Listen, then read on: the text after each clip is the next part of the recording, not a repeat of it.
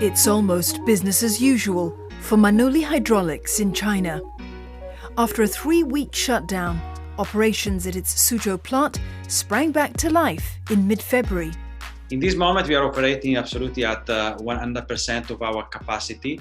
When we got back to work, our production rate was quite low, not more than 40%, mainly because a lot of people were still stuck in the villages where they headed to during Chinese New Year.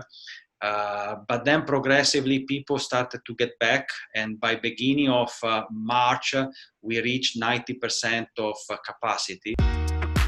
To protect its staff, strict safety measures were put in place. When they get at work, they are taken temperature. There is an health screening at the entrance of the plant. They are required every day to submit a self-declaration form. Everybody is obliged to wear mask, glasses and gloves all the time. We banned all type of face-to-face interaction, limiting the meetings on online platforms such as Skype or WeChat.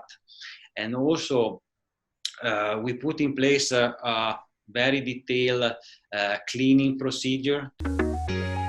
For Manoli Hydraulics, the added cleaning and social distancing measures have not slowed down production. There is a way to work in total protection. Cleaning is just an operation that takes a few minutes for each office. For the workshop, everything is completed before the start of the first sheet. These are operations that are not affecting neither the production nor impacting our result in terms of income. Having maintained a healthy inventory before the coronavirus crisis also meant that the manufacturing company could restart production quickly. Normally we keep at least 3 months of inventory for our production material. So we would have been able to anyway to restart our production, even in case of our supplier being completely shut down. But for smaller firms, the crisis has taken a toll on their supply chains. The supply chain is only as strong as the weakest link in the chain.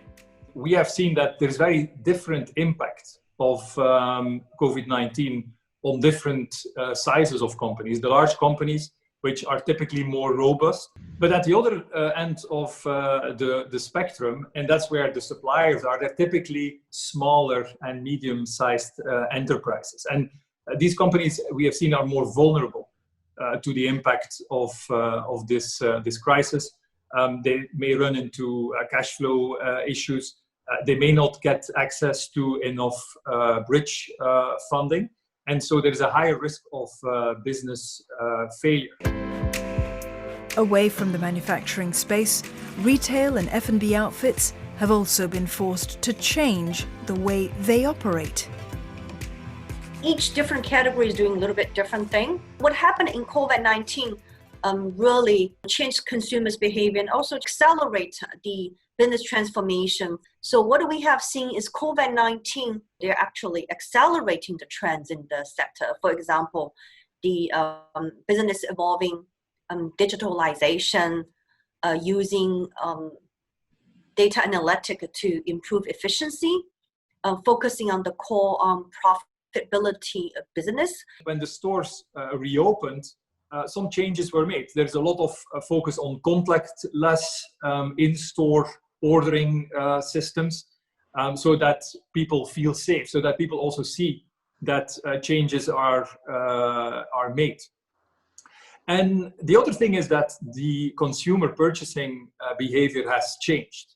You can see that especially the young generation. And so in the end, this means also for retailers that among the need for change and the bigger uncertainty, they will need to change how they think about their own consumers.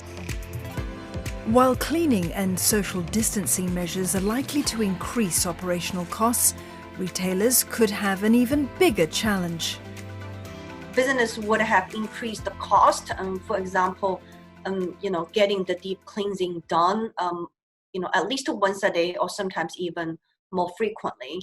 I still think the biggest impact on dropping the profitability for some of the retail is still the reduction in the foot traffic and the decreasing in demand. These are probably more direct and severe driver to the performance.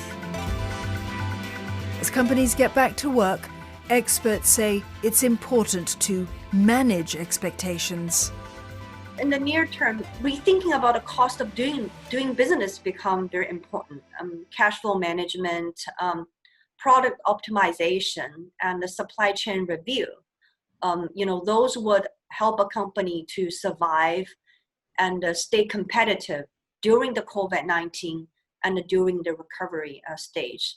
The learns here in China have been firstly to understand and stabilize your cash flow and accept that many suppliers or customers may be encountering financial difficulties themselves, and payment terms or collection timelines may start to extend. And before companies can really get too excited about innovation or change, they really need to focus on the financial stability. But overall, we're seeing companies that put their employees at the heart of their recovery models and then really pivot towards understanding their markets and their customers seem to be faring a little bit better than others.